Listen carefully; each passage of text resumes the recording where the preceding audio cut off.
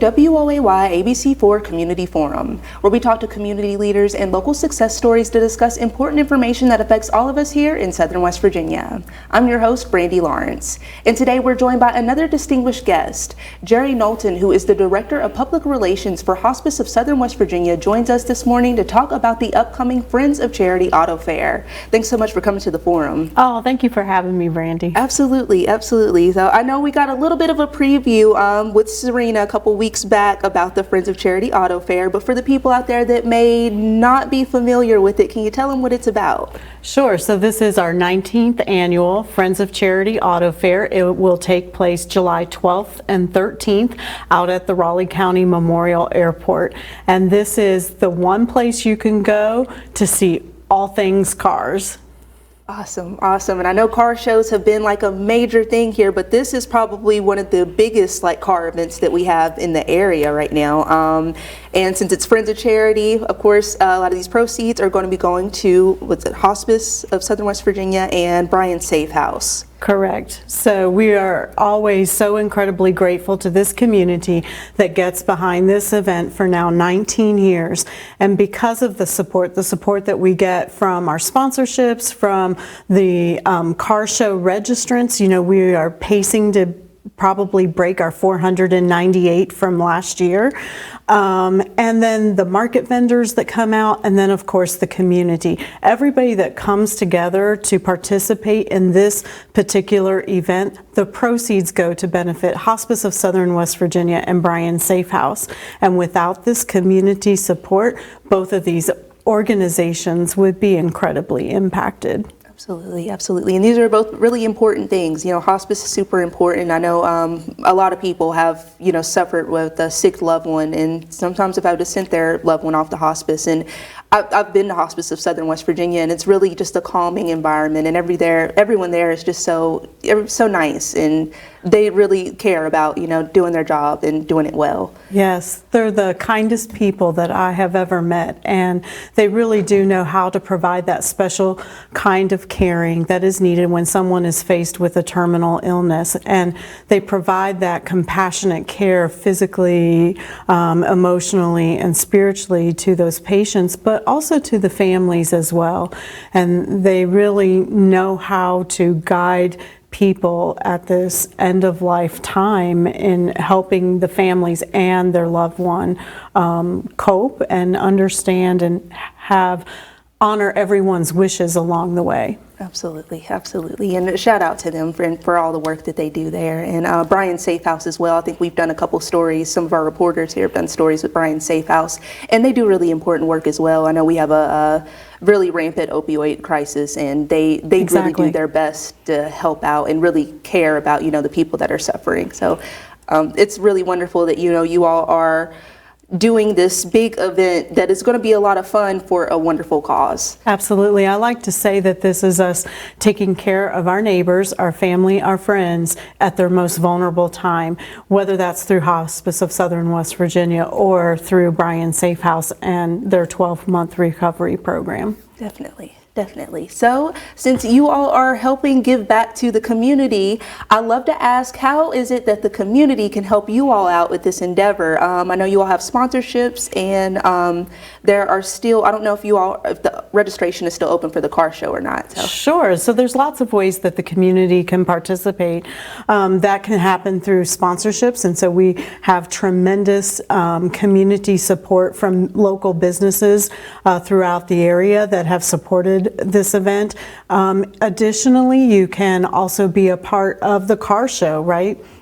We take those registrations all the way up until noon on Friday if you want to be judged. But we'll take your registrations at any time. You can go online to wvautofair.com and you can register your rides there, or you can just show up and register at the gate. Additionally, we have market vendors, and so those market vendors that come in 3 categories. We have arts and crafts, we have flea market, and we have swap meet. So if you fall into one of those categories and want to be a part of the Friends of Charity Auto Fair and, making sure that you are getting your product out in front of thousands and thousands of people, that'll be the place to be on July 12th and 13th. And then lastly, food. Who wants to go to a fair and there not be food? And so we have 14 food vendors this year offering all the things. I'm certain. I'm sure it'll be a pretty warm day out there too. So I know the people are going to want to get around and walk and talk and eat and drink. So food vendors definitely important. Right. But, it's really awesome. You have sponsorships, you have vendor opportunities, all these things that, the community can do to help get out. So, if there's anything that sounds interesting to you all out there, please get in touch with the West Virginia Auto Fair and, check it out and get involved.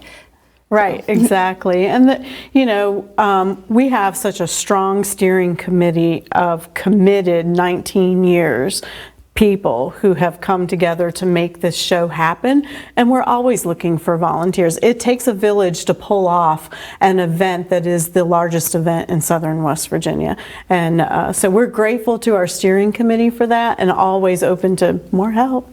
Definitely, and I love to ask that question too. You all know, if you watch Community Forum often, I'm always asking about volunteer opportunities, so you guys get in touch with them. There's some volunteer opportunities, and I know some kids have probably just graduated and they're looking to beef up those college applications, and I think that's a really fun way to do that. It takes a full week to set up for the Friends of Charity Auto Fair, and then after those 2 days are over, it takes a full week to put everything back where it came from and get it all packed away appropriately. So yes, it takes an army of people, and we're grateful for all that help. Absolutely, and it's wonderful that you all come together to pull off this big feat every year. So I know it's like a jam-packed weekend of events. So of course the car show is the biggest thing, but there are several other different car events going on. So sure. We have a poker run as well. And for the people that may not know what a poker run is, can you give them that information? Sure. So the poker run takes place on Saturday. This is for our two-wheel riding fans. So if you have a motorcycle and want to get out and hit the open road on Saturday, registration will begin at 8:30 at the Linda K. Uppling Stadium.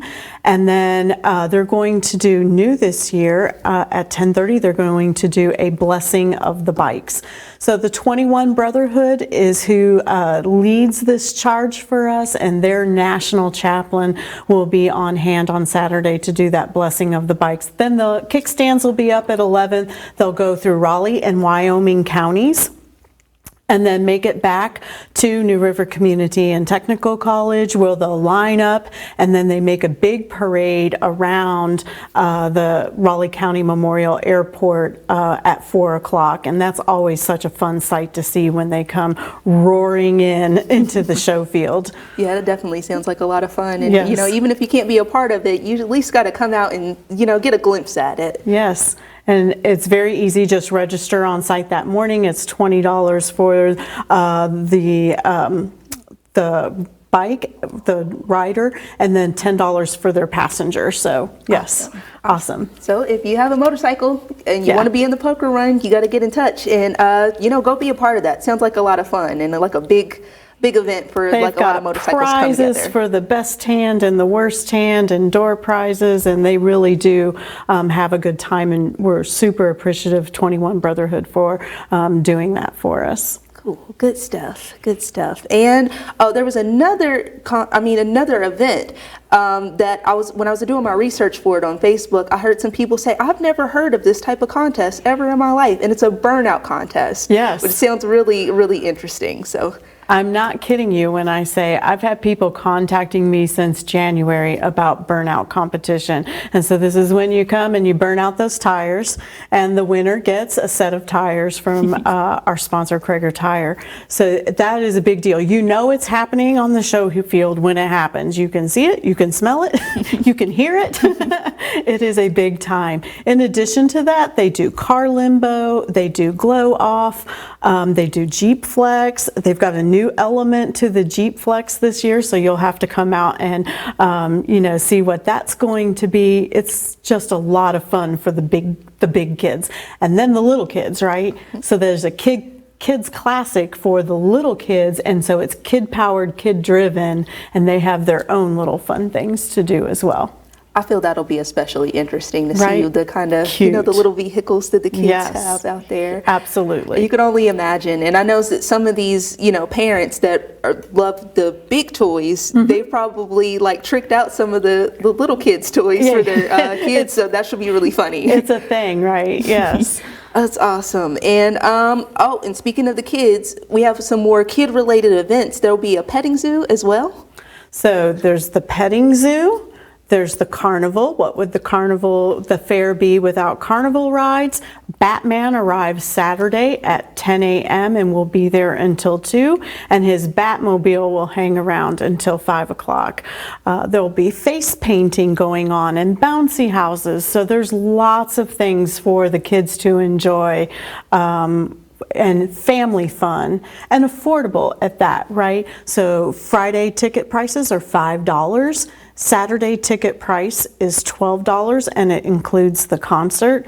Or you can pre-register right now. You can purchase your tickets, and it's $12 for the whole weekend. It's a really good deal. Yeah. Really good deal. And especially coming like right off of, 4th of July, you're just keeping the fun going. Right. And something affordable, Exactly. local. So that's really awesome. And also, welcome back to Sunday Community Forum. I'm here with Director of Public Relations for Hospice of Southern West Virginia, Jerry Knowlton, and we're talking about the Friends of Charity Auto Fair, which is in its 19th year. So, before we went on to break, we were talking about, how much time it takes for you all to not only set up, but to like kind of break everything down. So after everything is said and done and you've cleaned up the last thing, do you all turn right back around and plan for the next fair, or do you get a little bit of a break, or? Yeah, so it does take a tremendous amount of work to pull off the Friends of Charity Auto Fair, and so they're already out there now. Brian Safe House and their residents there are already out there prepping the field, getting it ready, making sure the grass is cut and the field is lined, and making sure that we get the exterminator out there to spray for bugs. We want everybody to have a great experience. Once you get everything set up, and it takes an entire week to do that, then it takes an entire week to put everything back. They have this down to such a science, right? We just tick all the boxes, and it's about 6 months of planning that goes into making the Friends of Charity what it is year after year. But next year we have a big year. Next year is going to be the 20th anniversary of the Friends of Charity Auto Fair. And so I've already got my little small subcommittee together, and we're already having discussions about what can we do. And it's been fun conversations. Yeah, it sounds like it. I was actually going to ask if you all did have like a committee or like a planning chair or group that helps do that. So I'm glad you brought that up as well. Yes, we do. We're so committed. So many people, I'd say there's probably somewhere between 30 or 40 people that are committed to showing out for a meeting, every month leading up to the fair. And then when we get to June and July, it's weekly, daily, and even for the last 6 months for me, it's been 90% of what I do is helping us get to the point where we can open the gate and have a great time.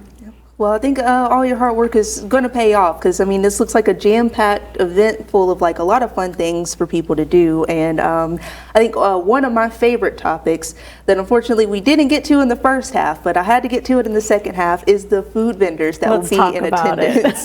So can you tell us some of the people that will be there? Sure. So, it's so exciting to talk about fair food, because we all have our favorites, right?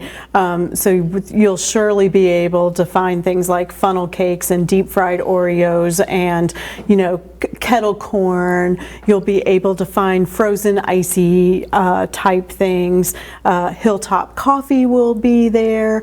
Of course, Little Jimmy's Frozen Ice will be there. We have Smashers coming, you know, with the smash burgers and I'm there for that. But we also have 2 new ones. So it's all the usuals that you would expect. And then we have 2 new ones coming this year. One of those is the bean pot.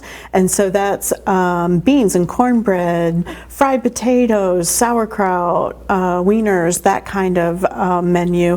And then we also have Pucker Shuckers. And they're a brand new food vendor in the area. And it also happens to be owned by a hospice employee.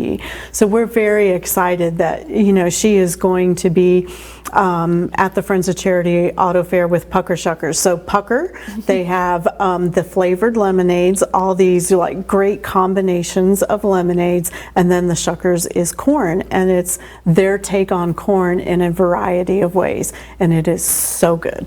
That is an excellent idea, and I love the name. Isn't That's it a clever great? name. Yeah, say it Pucker 10 times. Shuckers. I dare you. It's going to be difficult. Can't do it on the air. No. May slip up. Yes.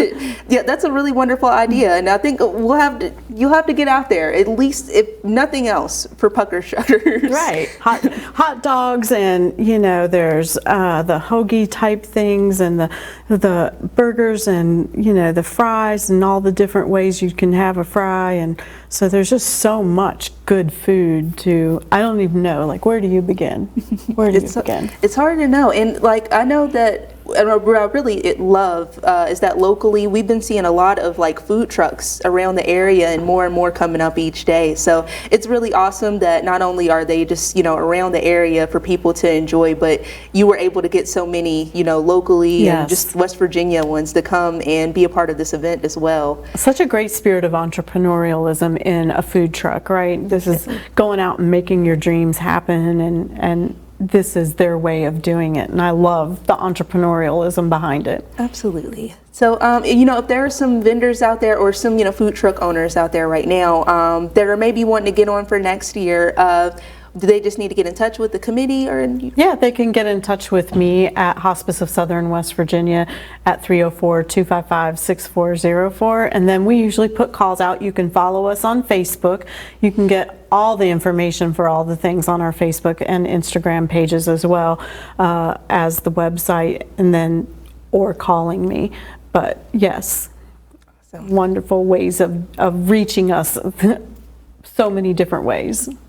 Awesome. So guys, any food truck owners out there, any food truck vendors, you guys get in touch with Jerry and let her know that you want to be a part of the next, the 20 year. That's probably going to be a massive one too. It's going to be a big one. So make sure you guys get in touch and make sure you get out there, because I mean, I'm sure this is going to be a large event, lots of people, you know, get to introduce yourself to the community. I think it's almost like a family reunion every year, you know. People have been coming to the Friends of Charity Auto Fair for all of the 19 years. And then prior to that, when it was Friends of Coal, you know, people have enjoyed this event for a very long time. And so they come out, and it's that opportunity to bump into people that maybe you haven't seen since last year, and to catch up and then have a good time all at the same time. Definitely. I'm sure people, you know, travel back home for this as well, because especially car lovers, because there's so many different car events going on. Listen, those car enthusiasts, they are intense. Mm-hmm. They really put all of their heart and soul into their vehicle, and they love to talk about it. They love when people come up and ask them questions. It's very engaging, for sure. It sounds like it. So what type of impact do you see on the community at these events? I know you're probably running around, you know, busy trying to keep things together, but you know, when you get a second to sort of take a breather and look around, like, what do you see out there? I think it's just so family friendly mostly, and that you see families having that opportunity to go out and do something and share something that becomes a family tradition that they do year after year. And it also instills the car show part of this. it gets handed down generation to generation, that enthusiasm that they have. And even our logo this year is indicative of that family kind of feel.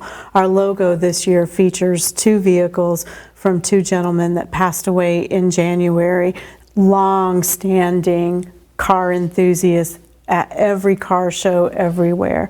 And so Mr. Bill Bibb and Mr. Donald Lilly and the Model T and the Minerva are featured on our logo this year. And we're just grateful to them and everything that they have put into the Friends of Charity Auto Fair over the years by coming out with their special rides, but also an opportunity to honor and remember them this year by putting those vehicles on the logo.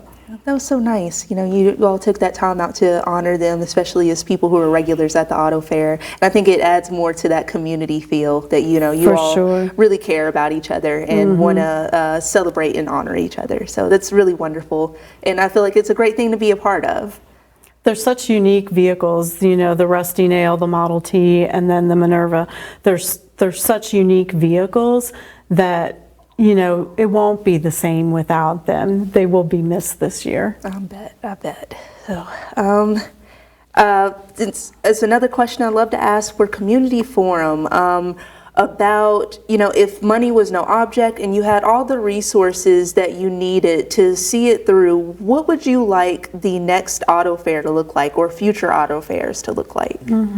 That's a discussion we've been having as the 20th anniversary committee begins those discussions about what do we do next year. And I think it's really about making sure that we're tapping into things that excite the generations coming up, and how do we tap into motorsports in the area in addition to the car show side of it. And so we're just exploring those options and we're open to options and what that might look like, but we want it to be big next year, and we want people to feel like we've got to be there, you know, not just because of all the traditional reasons, but oh my gosh, there's something new and bigger, and that's what we're hoping for. Wonderful. Well, hopefully, if anybody is watching from the Beckley Motor Speedway, we can maybe get some of those motorsports in there if they're willing to collaborate. I mean, it's the 20th year. What do we do? What can we do to make it, you know, bigger, better, different, stronger? And also bringing in a newer generation of volunteers, right, as well through the process. Awesome. Oh, are there any, you know, openings on your committees or anything like that for maybe any younger committee members? Always. I collect them as I go.